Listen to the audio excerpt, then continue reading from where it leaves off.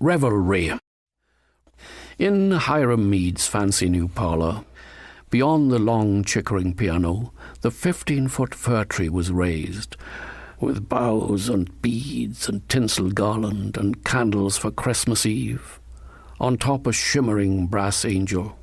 Underneath an enormous pile of packages wrapped in foil and flowered paper tied with bright satin bows. 5 days before Christmas, the cooks arrived, a man and a woman from France. Now appeared the pastries and cakes and breads, glazed and fruited sauces for turkey and goose, filling the air with smells to make the trespassers swoon. And then as they hid behind a chimney, peering in through a parlour window, she caught them in the act. "Would you like some chocolate?" she said. Carefully they turned to see her, extending the bright tin box. William caught his breath and moved first, boldly stepping up to the porch.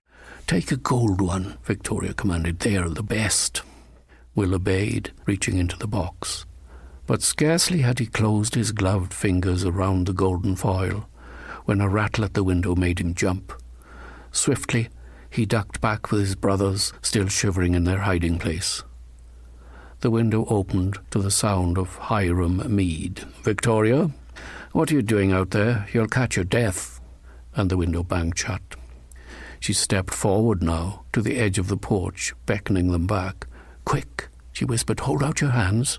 They could not resist, and she poured out the foil gems, red, green, silver, gold, until the bright tin box was almost empty, and their cold hands were filled. "Victoria," commanded the voice from the house, and this time she obeyed. However much they enjoyed the treasure of chocolates stuffed into the pockets of their coats, neither Tim nor Gideon ever dared return, nor did they ever dare speak openly of their benefactress, the strange girl at Meadside Farm. William, however, felt compelled. Such a gift deserved a thank you at least, and she had risked trouble on their account. No gentleman, even a 12-year-old one, would allow such a deed to go unrepaid. He did not know what might be required of him, but he knew he must go back.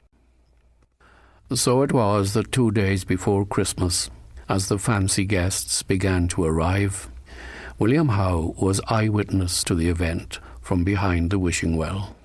William had never before seen the likes of these resplendent city people spilling from sleighs, laughing, their heads thrown back, frosty breath on the air, their arms around each other, their smooth leather gloves clapped and stroked, fur hats tumbling to the snow, high-heeled leather boots sliding on the icy path. Holding his breath, William watched the scene in wonder. One of the men, holding one of the women in his arms, began to sing in a slurring sort of voice, "Come to me, my melancholy baby, cuddle up and don't feel blue." Another man laughed. "Melancholy baby, that's our Rosie, all right." Laughing, stumbling, coughing, they reached the steps, gloved hands pressing their chests. "Here we are," they proclaimed, reaching the door. "We made it," they laughed. "Wherever it is," they gestured to the sky. From the doorway, the lights spilled out to the steps down the path to pull them into yet more noise and laughter inside. Sleighful after sleighful of people arrived. Beautiful, fur-clad women with chopped-off hair, bare ankles, sparkling jewelry, long glowing strands of beads, handsome men with white spats carrying long black cases and trunks. And then music began inside, a blaring, wailing, hopping kind of music that William had never heard before. Come on along, it's Alexander's ragtime band." Spellbound, Will stayed too long. Arms wrapped across his body, he searched each blazing window of the house. In all this time he had caught not a glimpse of Victoria among these noisy people. Stamping his feet, pounding fist into palm, he thought of the warm kitchen, his family around the hearth, mother reading to them from one of her books, father in his rocking chair near the fire, How angry his father would be to know he was out here lurking about Hiram Mead's heathen fizzle-water fortress. But thinking of home only made him colder. His hands and feet were numb, and the damp was reaching his bones. He drew a deep breath, and the cold air sliced his lungs. He had stayed out much too long. He thought of how Grandmother Rebecca always said it was a sin to risk your life for folly. With one last hopeful glance towards the bright windows, he turned away, heading out into the dark, starless night toward the forbidden short cress across the wall. He could only hope the coming storm, once more he searched the sky, would obscure his trail before morning. Sighting on the lights from the windows at Howside, he pressed through the thigh-deep snow. He was heavy. He could hardly move. How very foolish he had been. Reaching the wall at last, he heaved himself across, knocking loose stones out of place. "What's this, boy?" His father loomed from the orchard, catching him by the collar, threatening to tan his hide. Convicted, Will remained silent. "Don't be a darned fool, boy," his father scowled. "A trespasser can get himself shot." Numb, William stumbled towards the house, wondering at his father's rage. "Nothing but a bunch of loose theatricals and crooked politicians," muttered Luther Howe, pushing his eldest son before him, trudging to his stone house in the snow. The revelling begun on the 23rd was soaring by Christmas Eve, warring in the clear night air, at least as far as Howside, with the sound of the old church bells, which put Luther Howe ushering his family into the sleigh for the evening service into a mood most foul.